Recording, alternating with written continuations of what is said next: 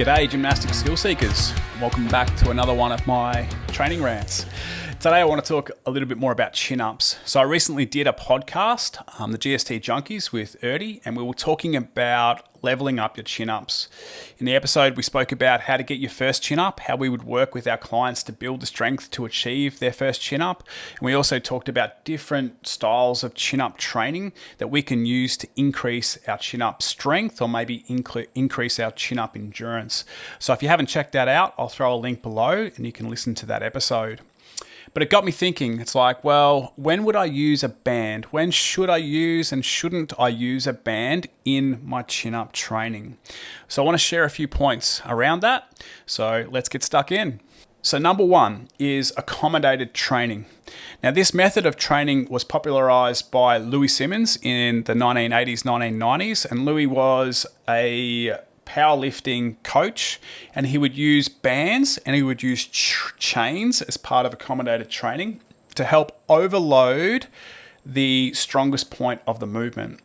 So he'd mainly use it obviously in powerlifting, which is in bench press, in squats, and in deadlifts. And the way it works is the strongest point of those three movements is at the top, and the weakest point of those movements is at the bottom.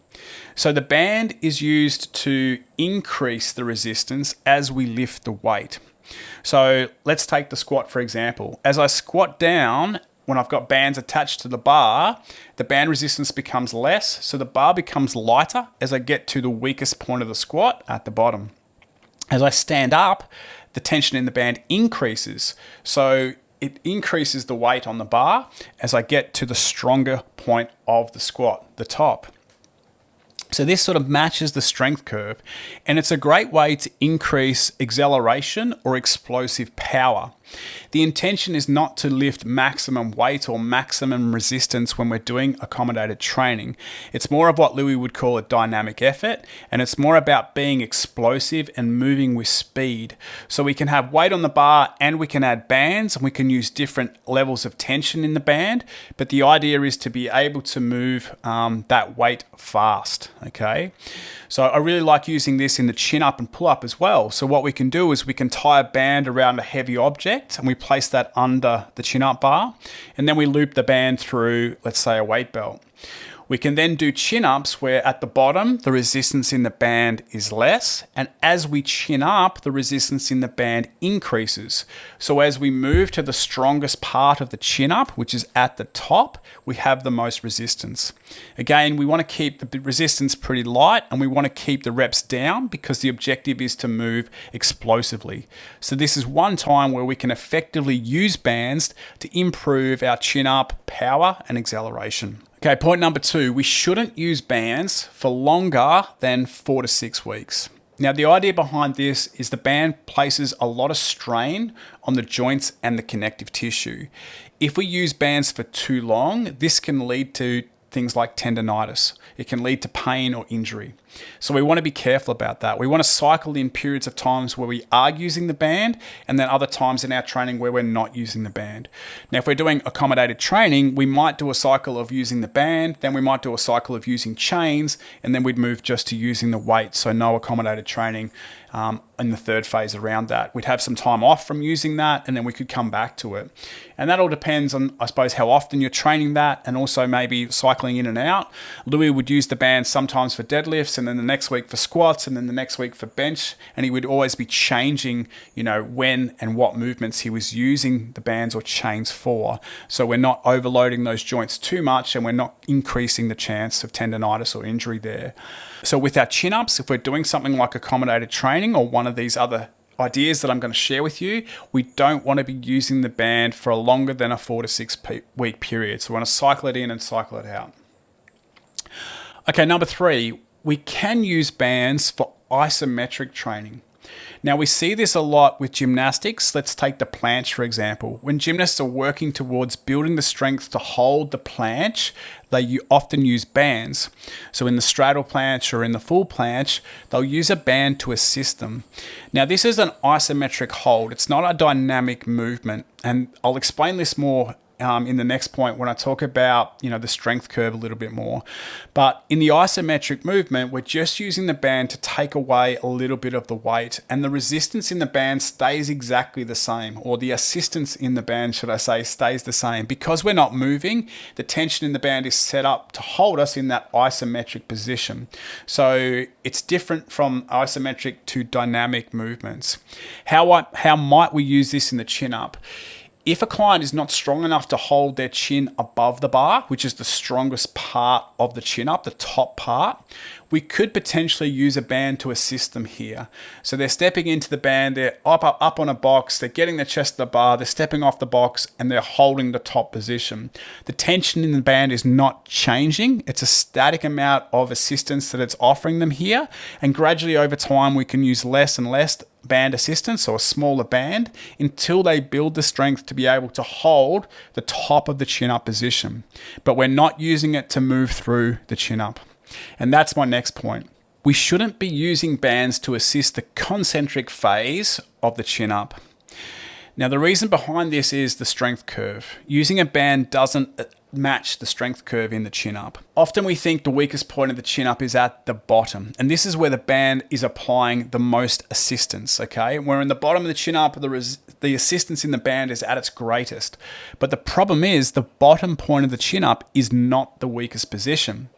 90 degrees of elbow flexion is the weakest position of the chin up, but the band is not applying the most assistance here, so therefore it doesn't match the strength curve. Why is 90 degrees the hardest part? Well, the elbow here is the furthest away from us at this point. As we start to extend the elbow is moving closer towards us. As we flex the elbow beyond 90 degrees, again, the elbow is moving closer towards us. So this is the weak point, when it's the furthest away. Often when clients have their chin-ups and they're working on maximum repetitions, or they're working on maximum weight, what can they lift in the chin-up? The common point of failure is at that 90 degrees. They're doing their reps, they go all the way down, they go to the next one and they pull, they get to roughly that 90 degrees point, and then they can't get above that. It's a sticking point. And that's because it's the hardest point. It's not always the point where they fail. Sometimes they might fail to get their chin over the bar. Muscle fatigue, muscle imbalance, muscle weakness, a lot of different things can add to this. But in my experience, the most common point of failure is at that 90 degrees, because it is the sticking point or the hardest point of the chin up, okay? So hopefully that explains the strength curve just a little bit. And that's one of the reasons I'm not a fan of using bands in our chin up. The next point is another reason. So we shouldn't be using bands for technique training. It's one of my pet hates. It's a frustration when I hear coaches say that, I use the band because it teaches technique. And I don't agree with that. The problem we have, let's say in the chin up, is again at the bottom position. When I'm using a band, it's offering a lot of assistance at the bottom of the chin up. So do I depress and retract the shoulder blades, or do I just pull with the bicep because I can, because I have the assistance of the band? I've got so much assistance down there, I don't need to use proper technique to get out of the bottom of the chin up. I can rely on my biceps, which are a smaller muscle, to assist me out of the bottom of that chin up, and I don't build strength in the lats, the pecs, and the teres major, which are the key muscles for depressing the shoulder and helping me build that scapular strength, which carries over to increasing chin-up numbers, and it also helps us to decrease the chances of injury in the chin-up.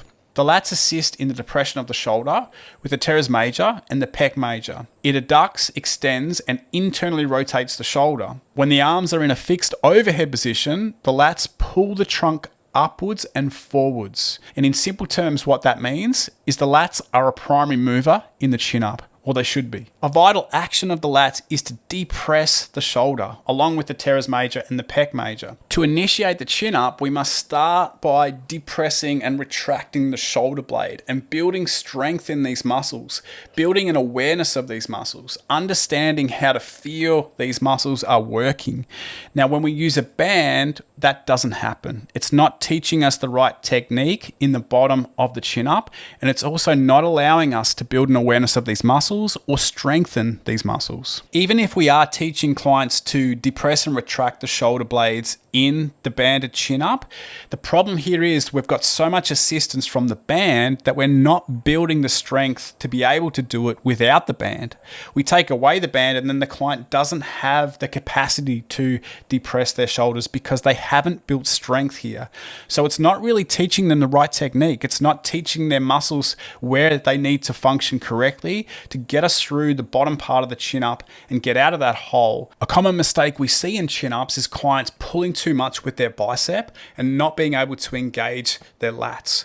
So what this does is the bicep originates at the shoulder and has its insertions around the elbow joint. And over time, this can potentially lead to elbow pain or shoulder pain because of the incorrect form in the chin up. So we want to be able to teach the clients to set their shoulders while the arms are straight. So from the dead hang to the active hang before they start to flex the elbows and engage the bicep.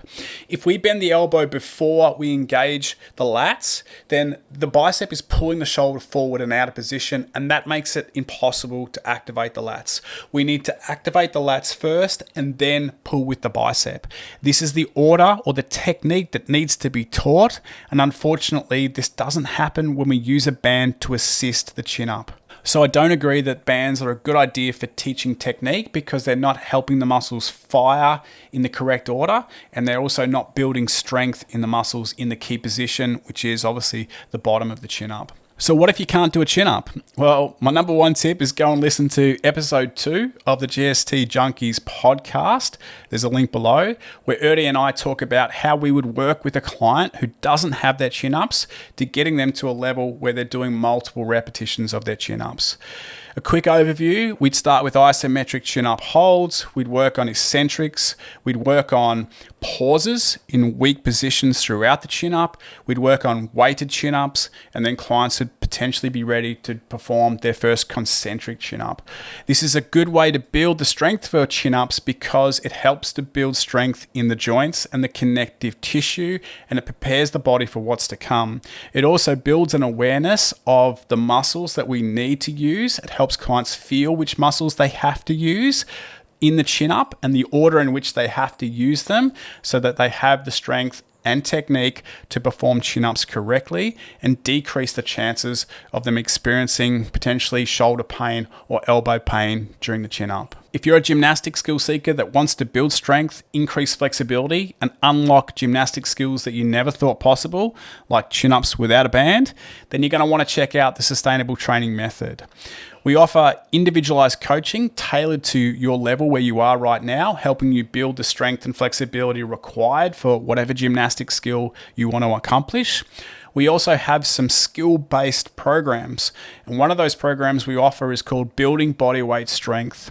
In it, we help our clients build to strict push-ups, strict chin-ups, and pull-ups, amongst other things. We're working on flexibility there. We're also including movements like core compression strength, and we're also working towards things like shoulder stands. So it's a cool little program for you to get involved with bodyweight training or calisthenics training so that you can build the strength for gymnastic skills that you want to be able to accomplish. So if you haven't seen that, head over to the Sustainable Training Method website and check out the Building Bodyweight Strength program. I'll throw a link below. Band-assisted chin-ups have become an acceptable exercise in a lot of gyms. I get it. People want to be able to feel like they can do a chin-up. But the truth is, it's not the most effective way to train chin-ups.